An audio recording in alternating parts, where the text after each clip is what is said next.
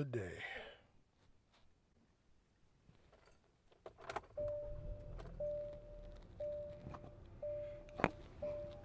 All right, let's ride.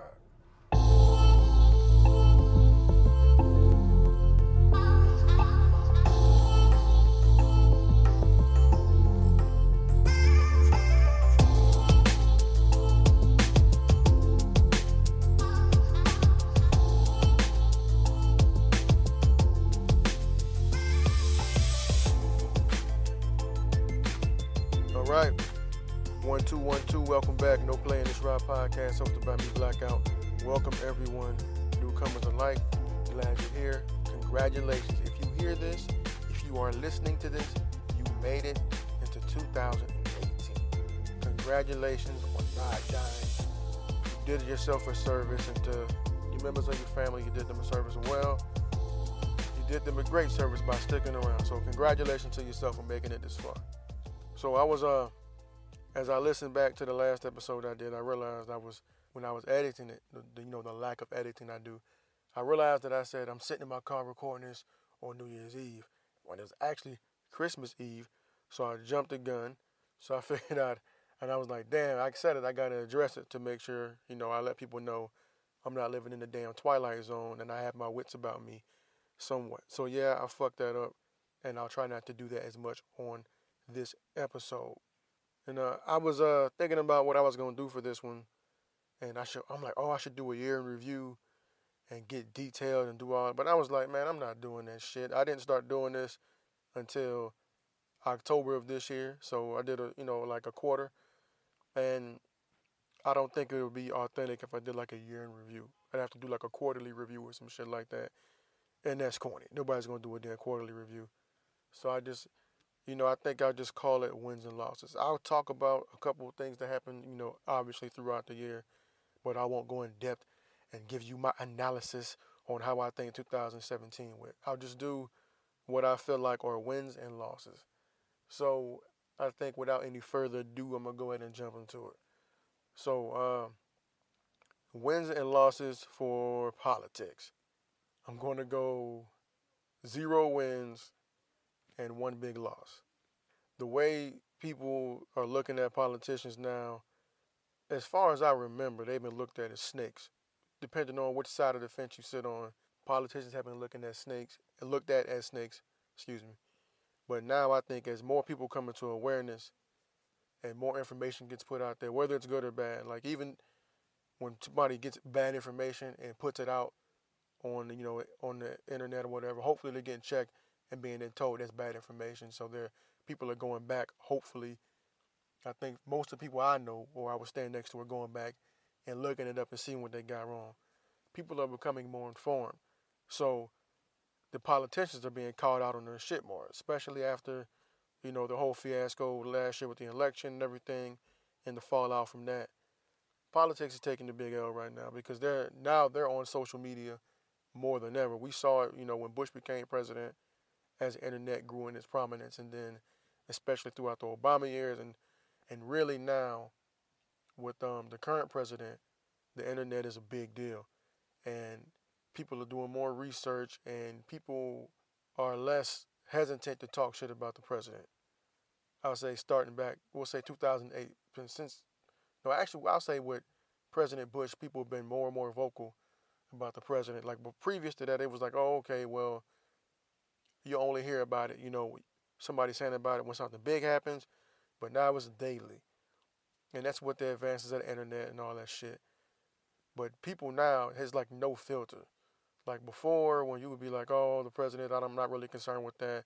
People are like, man, fuck the president, or I like the president, or whatever. Just, depending on how they feel, depending on who's in power, obviously different sides, left and right, lean certain ways. And now it's not I want to see what he's going to do. Now it's like people have no patience. Whoever is in the office is getting roasted by whatever side. But this year, especially with the emergence of so many names in politics, I don't think people were as aware. With the current administration more so, with the Obama years, and the Bush years, people were becoming more aware of not only who was directly around him, but there's other people in the circle as far as like the Secretary of Defense and Secretary of State, things like that. People were more concerned about that. I guess my age group, I'd say, because I can't speak for generations before me, but people were becoming more informed about who these people actually were, and these people also became targets, and especially this last couple of years, well, this year in particular, where people have been coming at the damn press secretaries and the advisors because now we know who these people are. I don't think people knew as much about President Obama and who his advisors were, but with this current regime, people know who everybody is because, and I guess it's when you have somebody that's a star in their own right and they take up that position, people around him want to be, they're going to absorb some of that light and they're going to catch some of that backlash. When you're already like a superstar and you're putting other big name people behind you, there's going to be a lot more eyes on you. Even like with the carousel of people you had in these positions was like immediately when they got attached to the president, they got the residual effects of being attached to a lightning rod. I almost feel bad for them, but I really don't. It's just like, how do they go on? Is this shit like wrestling? Or are you just standing next to Cuz because, he's in that position? And then when he's done with you and discards you, you're supposed to go and have a normal life? I don't know if it's going to work like that for some of these people because the attitude is going to be like, no, you stood next to bro the whole time. You were backing him up. So now once you leave this arena, do you go further in life? Can you get other jobs? I don't know. I guess depending on how his administration turns out or however you bounce back after being fired from him. Like, because I don't know what Spicer's doing. I don't know what Sam Rakuchi's doing. I know they're talking to Comey right now. But just the people that have been let go by him, I know he made Governor Chris Christie look like a chump. He made, what's the guy, Governor Giuliani look like a chump, just thinking he was going to have that job, sucking up the whole time. And then only coming to find out, like, nah, Jack, we not vibing with you like that. And, there's going to be elections, and these people will feel the repercussions of standing next to who they stood next to, and vice versa, depending on, which party is strong where you're at. We'll see, but I say politics as a whole took a big loss because even on the left side, the principles that they were holding on to during the Obama years was trying to kind of be quiet about shit and not put as much stuff out there. That's just out the window now, and they're becoming more prominent socially, which I think is good because now you have some balance, I guess, as far as people being outspoken, like the Democratic side, because they had the incumbent person in office, wasn't as outspoken because that shit was all being funneled through the president and the press secretary. Now you have several different senators being outspoken and trying to cause change and move things around because they got to deal with this media giant on the other side. So it'll be interesting to see how it plays out. I'm lying, it won't. It's going to be painstaking. You're going to be dealing with people talking about policies and shit. And if you're not trying to keep up with what's going on, it's going to be boring. But I'm trying to stay focused on what's going on, but not too focused like I was last time because I got burnt out on that shit. Like every day I woke up, I was cutting on CNN and flipping into Fox News and then watching that shit when I got home, and I had to take a break. We'll see what happens with these elections that are upcoming, and we'll see if the effects are going to show, if some of these areas are going to flip to blue. But it's only really going to happen if people stop talking shit on the internet and get out there and vote. If you want change, you got to help make it. They finally got something passed, and it was this tax bill, but they're catching hell for that already. That now that they gave themselves these $1 billion cuts, or these $1 million cuts, excuse me, how the country's going to respond. But who knows? But I'm going to give politics a big fat L, no W's for the whole year. So I will move on to the entertainment industry, and I'll just do like movies and television, the wins and losses. The losses I'm gonna say I didn't pay attention to. Yeah, I'm only paying attention to the wins, man. So Get Out did well. That was a great movie. I went and saw that actually, and it's one of the few times I've been able to go actually see a movie because I usually get like one a year, 1 or 2 movies a year because I got kids, man. I can't just dip out the house like that. But Get Out did well. Tiffany Hayes showed out. She did her thing this year. Chappelle came back, and he did 2 big Netflix specials. There's a lot of Moonlight did well. I didn't see it. Like I didn't see a lot of movies, but Netflix was a beast again this year. Where they did a huge increase in their original programming. So there's a lot of people getting. I think there are a lot of actors getting looks now because Netflix is reaching and getting people that they weren't necessarily stars. They're getting people that are just out there working and they're making these great shows because, I mean, who's the oversight? They're kind of circumventing the gatekeepers and putting shit straight out on their website or their service, which I think is genius. And then they got it to the point now where it's almost like where it's basically like Tidal or Spotify or iHeartRadio, I think, where you can save the playlist. If you paying for the service, you can basically save it and you can look at it offline, which I think was extra dope on their part. The entertainment industry is booming right now. I'd say if anybody's taking the loss, it's probably Hollywood because of what Netflix is doing and Amazon is doing and Hulu having their own original programming. I will say the internet-based side of Hollywood is winning, but I mean the internet-based side of the entertainment business is winning, and the Hollywood side is kind of taking the loss. They've been able to get actors like Will Smith to come on and do a directly Netflix movie, and Adam Sandler has already started. I think he had a whole series on Netflix. The entertainment business, man, they took a big W on the internet side, but on the Hollywood side, I think they're kind of losing out right now. And it's probably because they're well, one, the actors are going straight to Netflix because they're seeing that I guess there's more artistic freedom on Netflix. And those same old gatekeepers in Hollywood, I feel like they're probably, they're losing their touch a little bit. It's like the same formula over and over again. And you're getting the same type of people to play the same type of roles. You're just flipping the script a little bit. And basically, if you're not Star Wars or somebody from the Marvel or DC series, you're probably not going to have that big of an opening night. Unless you're like a children's movie or something. So Netflix is about to be that wave. There's going to be I predict a lot more movie theaters will close down in the next few years because if you can stay at home, I mean, why not? You see what happened to fucking Blockbuster and Hollywood Video. All them shits is gone. Ain't no Beacon, Rewind, none of that shit. All those old things they're gone, and it makes me, sad because it was a part of my childhood. But you got to keep up with the times. I don't know why Blockbuster didn't go digital when they saw, or maybe they didn't pay attention enough to this Netflix shit, and maybe they didn't. I just didn't realize it because Netflix had already taken over. But I don't know. All I know is they out of here, and with Redbox, and that's what happened to Blockbuster. They got replaced by fucking Redbox. Like you don't even have to talk to them, motherfucker now. And we'll see what's going on on the business landscape as people like Amazon is bringing groceries to your crib, and we've already seen how the effects of that have hit Walmart because now you can do direct grocery pickup at Walmart. So we'll see what's going on, man. And I'll just go from that to the financials. The stock market has been a W. I think what's happening now is that more young people are thinking about stocks and thinking about the money and planning for the future and everything. I think that's excellent. That's what financial literacy is definitely needed, especially in the black community. So that's something that we need to see improve as a community and shit as a nation. People should know where their money's going. People should do research on the things they spend money on to see if they agree with those principles.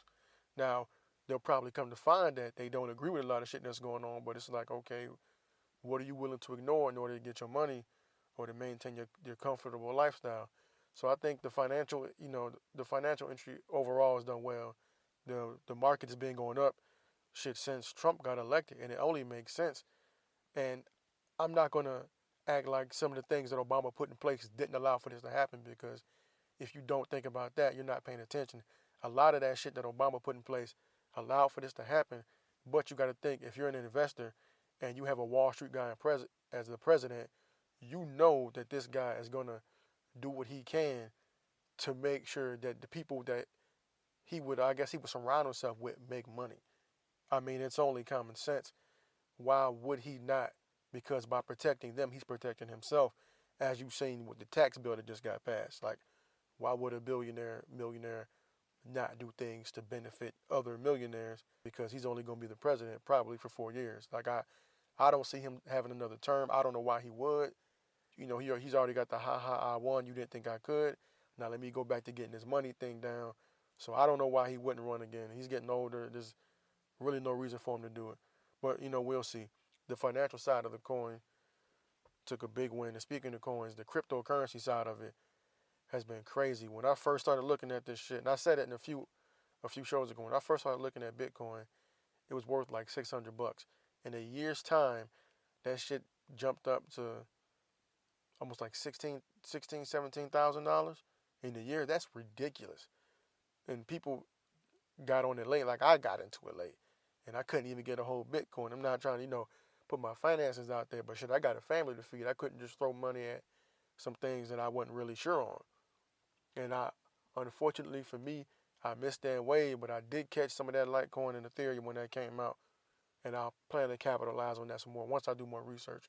And there's always new stuff coming out with that. I would just say it to anybody looking into doing it, make sure you do your research. I would focus on, if it was me, I would say focus on a company that's based in the U.S. Coinbase seems to be safe. I would probably say go through them, because you have to think about, if you put your money into that and it doesn't pan out, if something goes wrong and you're trying to call somebody, are they in this country? And if they're not in the U.S., it's going to be a lot harder for you to get with that company and see about getting your money back. So I'm just saying, do some research, man. Make sure you know what's going on, because it's exciting right now. And I only think that it's going to explode even more come the new year, because the streets have found out about Bitcoin. So when these people get their taxes back, if they're smart, instead of buying Jordans and shit and buying a bunch of stupid stuff, they're going to invest that money. And whether it be Bitcoin or be something else, just own something. That's my thing. Own something. Try to, if it's one stock, two stocks, if you could buy a piece of a stock, then keep on buying. Just try to own something, man. Because I've used it. There's been times where I bought stock and it made a little bit of money, and I sold it and pulled my money right out and use it to pay for something I want. So just try to own something. There's a few apps out there that'll help you out. There's the Acorn app, which will basically round up the money you spend when you swipe your debit card. I think it'll save up to like $5, and then it'll buy some stock for you, and it'll separate it out, and you can decide whether you want to be aggressive, moderate, or if you want to basically play it safe. So looking at Acorn, I think Stash is similar. Robin is a good one if you just want to do simple stuff. So Robin, you can go in there and buy stocks and just kind of watch it. And then I guess my goal is to be able to get on TD Ameritrade, to get on there and be able to buy stocks and maybe do some day trading at some point. And just, not go crazy, but just, spend a little money to make some money. It's been a cool experience. You put your money aside, you don't even think about it. And if you want to not dip into your savings or not, pull something directly from your paycheck, sell a little bit of stock, get that money back, and, go buy what you want. And it's basically your money that you put over there that make money. Now, like with anything, you are the product. So whatever you put over there, somebody somewhere is making money off of you, but it's convenient, or just save your own money and then go see a stockbroker and buy some stocks. But just try to own something. That's my main point. So I'll say overall financial side took a W. People who fucked up and didn't know what they were doing and tried to invest obviously took an L. We'll see how this affects small businesses. But I do think the need for financial literacy is being noticed more. So I will give that a W as well. Now, sports. Who won and who lost in sports? Who's the big winners, big losers? I will say the NFL as a whole has lost. And I didn't think about this before, so I'm really going off the top of my head with this one, but I think they lost. I think what they did put a bad taste in a lot of people's mouths, and people have probably stopped watching it from either side, whether you supported the protest that happened or whether you were against it. They lost viewers on both sides, and I think their inability to address the situation correctly in a timely manner only made the situation worse. I think they should have just I think they should let the players be players. Let them be who they are. Let them express themselves. Like, They work that hard to get there. So, let them get there. And people, they want to go crazy about the players want this, players want that. Well, like, they want their market share. Like, when you see a guy hold out for more money, it's because he's trying to get what his full value is. Because another player, more than likely, has been paid an amount greater than him, but that player didn't perform as well as they did. That's when you usually see somebody hold out. Like if a quarterback gets 50 million, but he threw 35 touchdowns, he threw 6 picks, but the other guy threw 45 touchdowns and only threw like 4 picks, and the other guy gets a bigger contract than him, then that QB's gonna be like, yo, what's up? I'm trying to get paid. Like I want to get paid my market, what the market is for me. Like, and you can only respect that because I don't think anybody else who does the same job as somebody else wants to get paid a lower wage than them when they outperform them. If you put yourself in that situation, what would you want? So you got to respect people for, trying to get their money's worth. Now, we may think it's an astronomical amount, but again, that's what the market is for that particular job. If you don't like it, you know, get good at throwing a football and you can go argue about your money. But I think the NFL should, support your product, man. If you think about it, like the owners are billionaires over.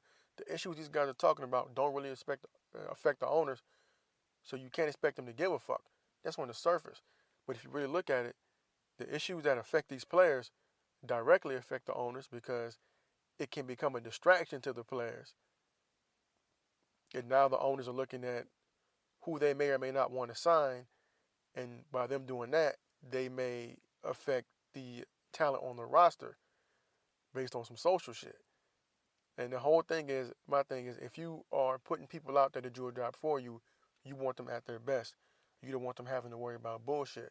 So I feel like the league as a whole could have found a way to make the players, feel like they weren't being targeted for them standing up for something they felt was right. Either leave them alone or work with them like they started to now to find a way to give back to the community like they already were, but it was already promoted, pushed out to go give back to the community, but not this specific issue because people saw it as a non-issue. And I think that's what the players' biggest gripe was. Like, it's not a non-issue.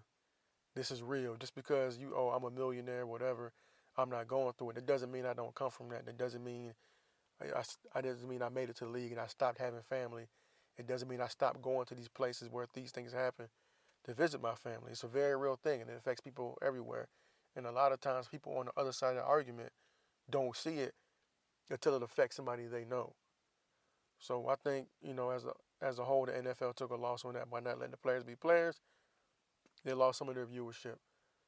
The players, I think, in the end, they kind of won because they got the owners to come together to at least talk about it. The money shit I don't really care about, but it's like, okay, we're going to stop shutting you out and saying what you say isn't important, but we're actually going to meet and discuss and figure out why you feel this way. So I think on that end of it, the players got a W and the league lost.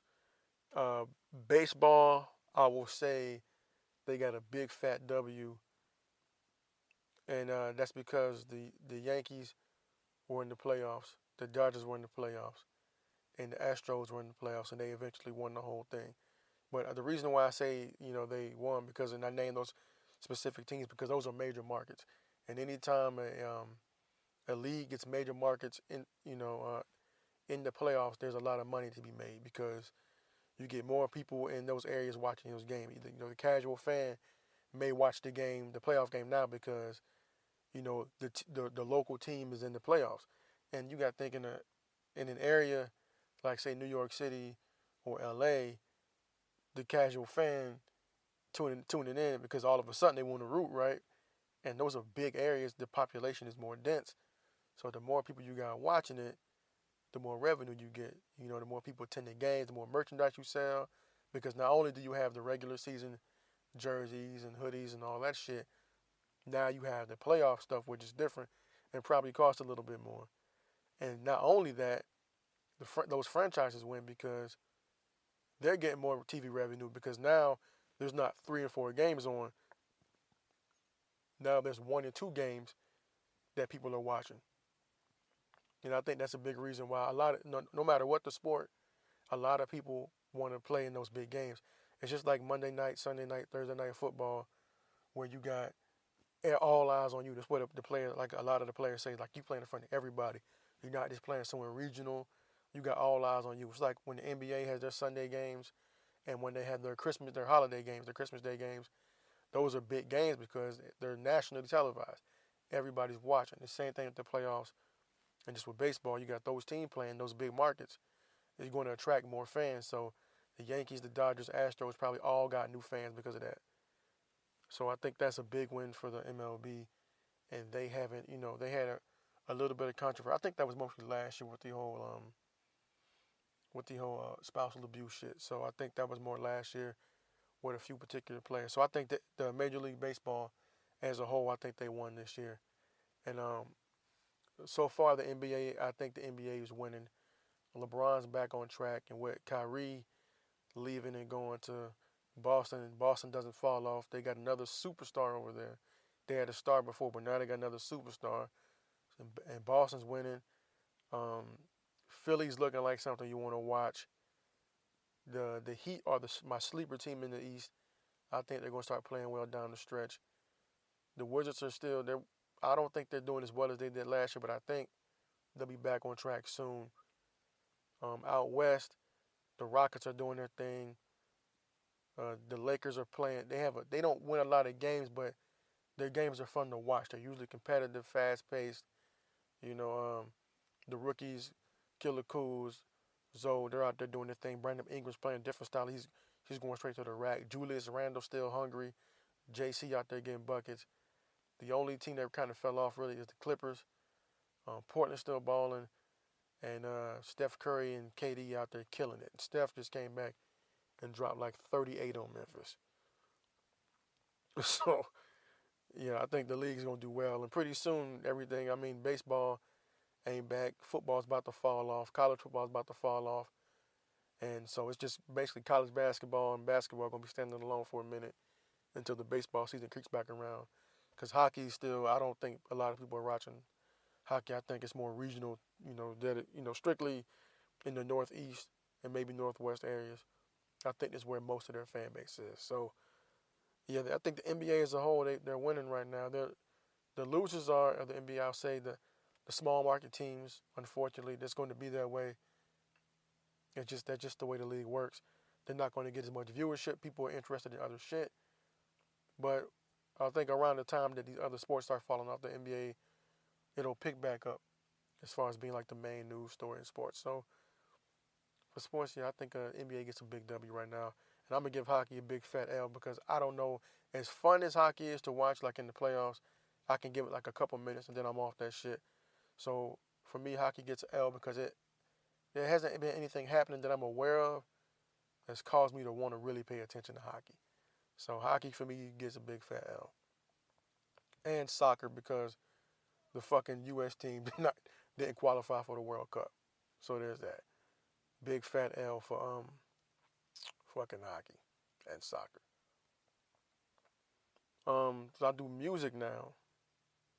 Some big wins. I don't really listen to rap music, some R&B, so I think it was a fantastic year for the rap music. I said it last time around.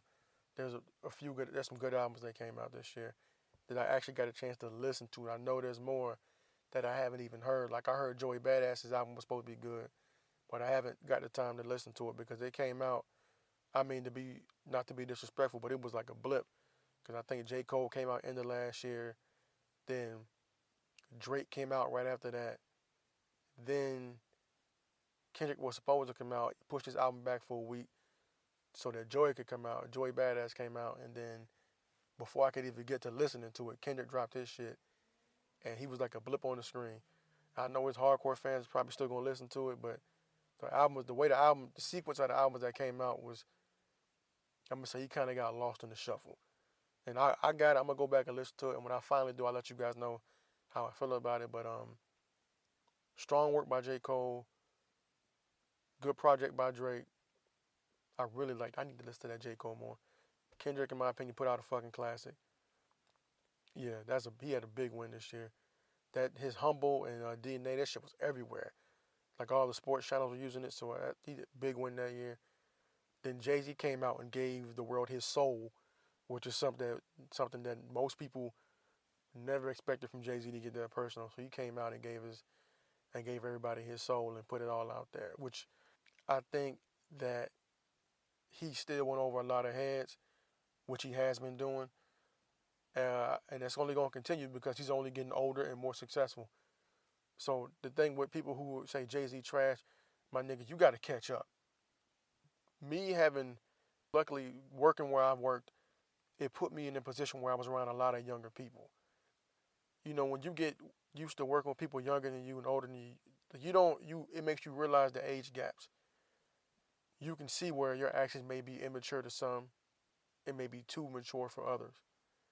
Like I was in a situation like that. It was like, man, to these cats, I'm a young boy, but to these dudes, I'm an old head. So I'm like, I'm right in the middle. And it was cool because I got to interact with the younger guys more and kind of see where their head is at. I'm having to learn, like you can't fault them for where, I can fault them, but then I got to remember like they're young. Their taste is going to be their taste, and they're not thinking 5-6 years ahead when their mentality changes. But, mumble rap unfortunately had a big year, and I think that shit's about over. I said it a little while ago. I think Lil Yachty's career is over. I think it's about to be a wrap.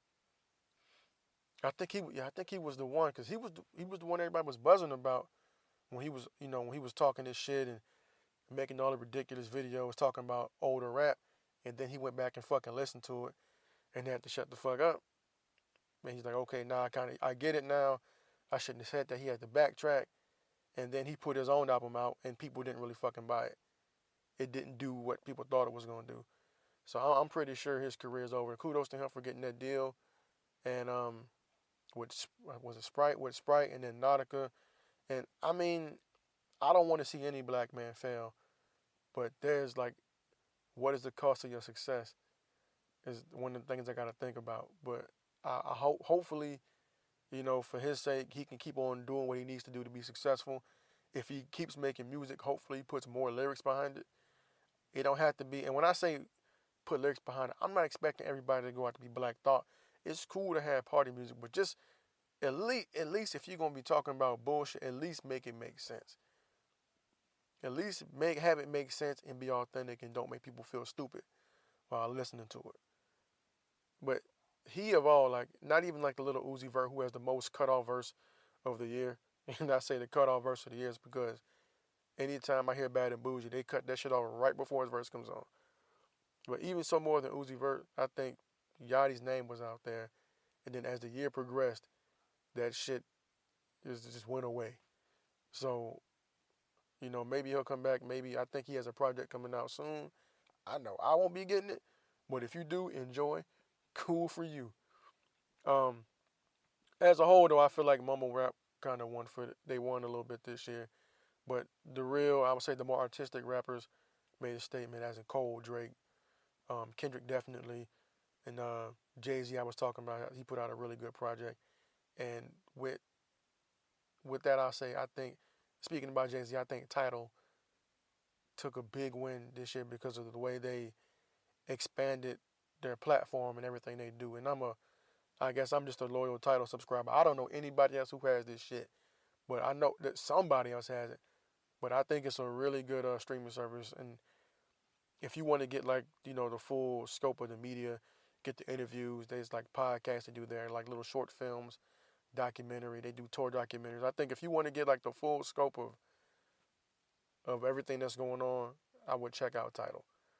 I don't know if they got like a trial subscription or some shit you could do, but I would check it out because the way it's designed is sleek. They have playlists made already, like sometimes made by the artists put out there, certain artist exclusives. So I highly recommend checking out Tidal. And they have like a family plan, and they have like the regular plan, and then they have the high fidelity plan. That's the one I got with the high fidelity HD sound. I think that's just dope. And I didn't think I was gonna like it at first, and I'm like, $20 a month, that's a lot. But I was spending that much on iTunes, so I guess it kind of circumvented me from spending that money. And now I put it on tight. I just download shit off there and hold it, and then when I don't want it, just get rid of it. But I think overall it's a pretty good service. So big win for Jay-Z with his album and that company as a whole. So great music, good product, good job. Big Crit put out a fantastic album. And Sahai the Prince put out one right at the end, which is dope. It's got a lot of buzz out there. Also, Jeezy dropped too, and he dropped the album called Pressure. I just got around to really like listening to most of it the other day, and what I'll say about it is that it's a Jeezy album. You could take that however you want, depending on how you feel about it. Like I think it's fantastic. Like I dig it because I mean it's Jeezy. It's what I want to hear when I listen to Jeezy. Like that's what I want. I don't want to hear him try to do no other extra shit. I want him to bring raw energy, talking about the street stuff, and then how to deal with your money outside of the street stuff. That's what I wanted to hear when I listen to Jeezy. So I think Pressure overall is a good album. And the thing he did that I liked is that he had some of the younger artists on there. He had YG on there, he had Kodak Black on there, and he had T Grizzly on there. And I think that it's cool that he did that because one thing we don't think about as older guys is when we bash these younger rappers. It's like obviously we don't have contact with them, and some of the other rappers, the older rappers that bash them, they could probably get in touch with these guys. I think it's cool that somebody who has the respect level of Jeezy, instead of shitting on him saying that your music is trash, whatever, him kind of having to go through that same experience, he reached out and tried to help build the artist up. He reached out and said, hey, he pull the OG move, like, hey, make sure you're moving right because, honestly, more people want to see you fall than see you win. So shout out to Jeezy for that because we need that more, that mentorship. And I think overall it's just a good look, man. Apparently he showed up at Kodak Black's house when he got out of jail. And you don't hear about that often. And I think, we need that, like to keep our young guys successful and everything. Just, somebody to kind of, for them to look up to director that they know gives a fuck about them, that don't want shit from them. Because 9 times out of 10, everybody they got around them are yes man. So for Jeezy to do that, I think that's big. And I think it's going to set an example. I hope it sets an example for other rappers who've been out here, other veterans in the game who've been out here for a while. Hopefully, instead of us killing these young kids for doing what they're doing, we look at them and be like, bro, I see what you're doing. You're moving. Let me help you with this. Let me make you aware of this so that you don't make the same mistakes that I did and other guys did.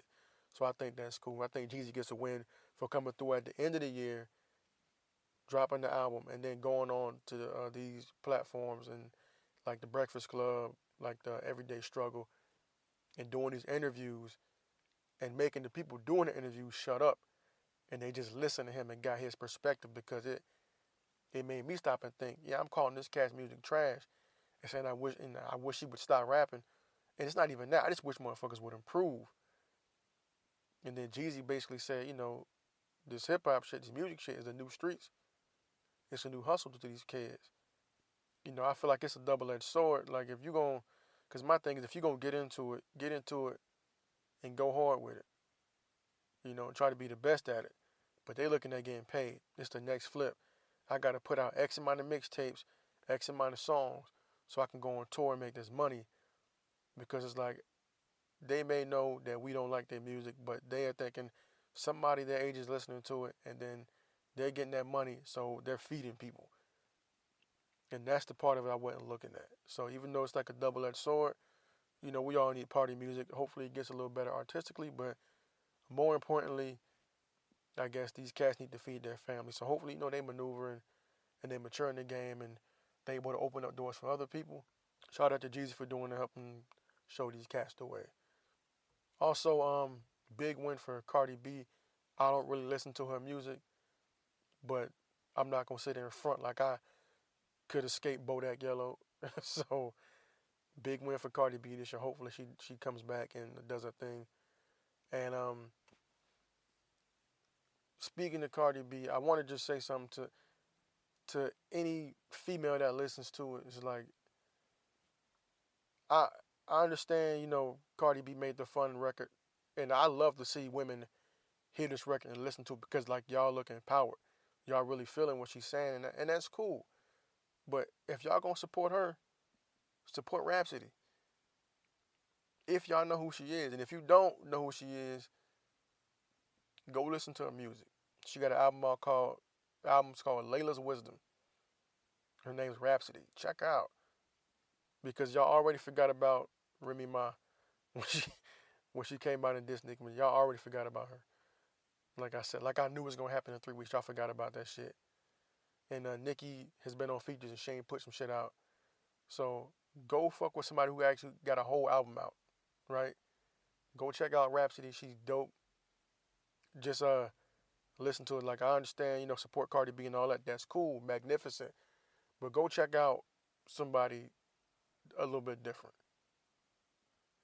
That's all I would say about that. And I think I'm gonna shut it down with that. It's the end of the year, you know. Uh, I ain't doing no reviews, none of no spotlight, none of that shit.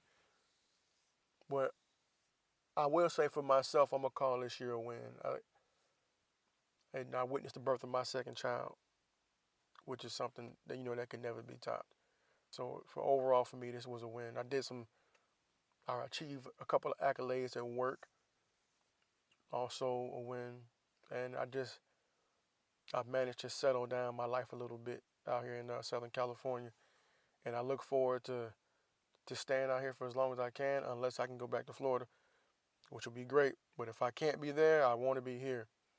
I was just talking to my old lady, like thinking, like, damn, I made it to a spot in life where I can I can walk off, look out of my balcony, and I can look at Mexico. I live in a decent neighborhood with decent people, and it's an up and coming neighborhood, and to me that's big because I remember being back in Jacksonville, Florida, like damn, trying to get out my mama's crib out in fucking Abington Square, it was called the Atrium. It's off Townsend Boulevard and Mill Road, across from Eagles Point, wherever that is.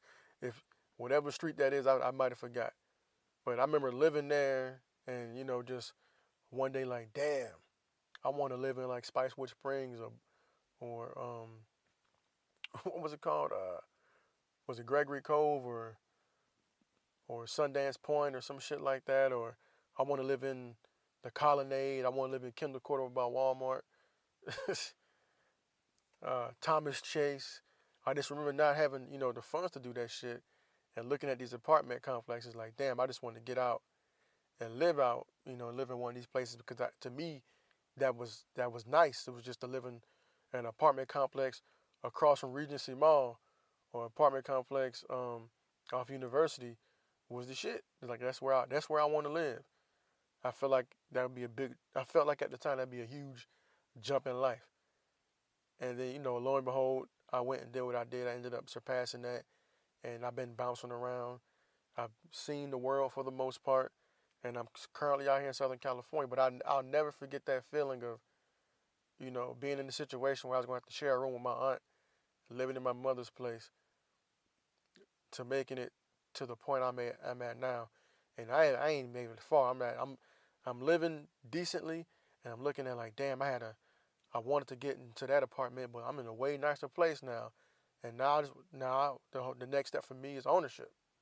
Eventually, I want to own something. I want to get a house or a condo or something. So it's just me taking the steps and me being appreciative throughout every year, not just 2017, which was a good year for me. I had my child. I've done well at work. Started this damn podcast. So hopefully I can keep it going. I'm doing this again with you guys at the end of 2018. If I'm not doing this in 2018, hopefully I'm doing something a little bit better. Hopefully I'm not in Studio A, which is my lovely four-door sedan. Hopefully I move to Studio B, which is my dining room table. No, I'm just fucking with you. Hopefully I move into a studio somewhere, or I, achieve a better setup.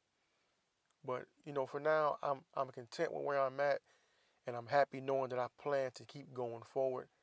And I will look back, but it's only so I don't trip going forward, if that makes sense. So with that, yeah, man, ain't no review. If you want a review of the year, listen to the wrap up either by Skills or Uncle Murder or Lenny Grant, however he's going by, whatever name he's going by now, comes out. I think it comes out every year. I think it's going to come out. I don't know if it's coming out at midnight or it's going to come out before that. But listen to the wrap up. It's usually pretty funny. Skills does his. He's been doing it for years, formerly known as Mad Skills, but he's a rapper who basically sums up the year in one song and hits on every little thing. And he's been doing it for like a long fucking time. I think more than 10 years. And then Uncle Murder, if you could tell by his name, his is usually, he does the same thing. He basically deboed Skills and shit, which he said in the joint last year. But he does the same thing, but his is a lot more raw, a lot more street. It's funnier. They're both very good, both informative if you want to get, the entertaining rundown of what happened this year. So I advise you to go check both of those out. And bring your new year. I mean, if you listen to this, you brought your new year in safe. So continue to make good choices in the new year. I wish you the best. Leave it better than how you got it. There's 3 things you can do as you age. That's live, learn, and love. Do all 3 of those, and your 2018 should be great. Hopefully mine is. Peace. Yo, my bad. One more thing. Came into the new year wrong. Still forgetting shit. But if you need to contact me, hit me at noplayinthisride@gmail.com. Once again, that's noplayinthisride@gmail.com. All lowercase. If you had fun and did some wacky shit over the holiday, please send me pictures. I like to laugh at shit like that. Or if you got a story, just tell me the story. Send it to me, man. Also on Twitter, noplay247 at Twitter. That's capital N, lowercase o, capital PLAY. Noplay247. Help me get my Twitter popping.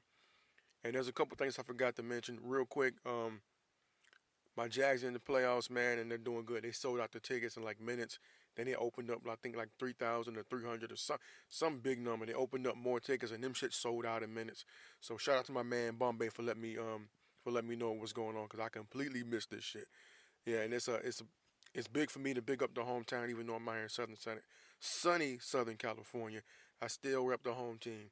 And speaking of me being in sunny Southern California, San Diego to be exact, let me know what's going on with this San Diego hip hop scene. I want to know what's going on so I can talk about it. Maybe I can come out to the show. Maybe I can meet some people, get in with the community, and then with me putting it on here, maybe somebody will listen to it that wasn't listening to it before. So please, if you're in San Diego, let me know. Also, one thing I forgot to address. The ladies are complaining about these $25 diamond rings and necklaces and shit. This is my thing. People say love don't cost a thing. It's not about the money and all that. And I understand some people feel like you should spend that money on that ring because it's an investment. Look, the only investment you got into getting anybody a gift is the thought behind it. So if somebody doesn't appreciate the shit you give them, fuck them, move on. If she complaining about the price of a ring, fuck her, move on. Because what she should be concerning herself with is your time. You know what I mean? So, ladies, hey, I love y'all, but until y'all are responsible for buying shit, you got to keep your mouth closed on this one. If you don't like it, be mad at me. NoPlay247 at Twitter. NoPlayinthisride@gmail.com. I love y'all. Let's get into the new year right. Peace.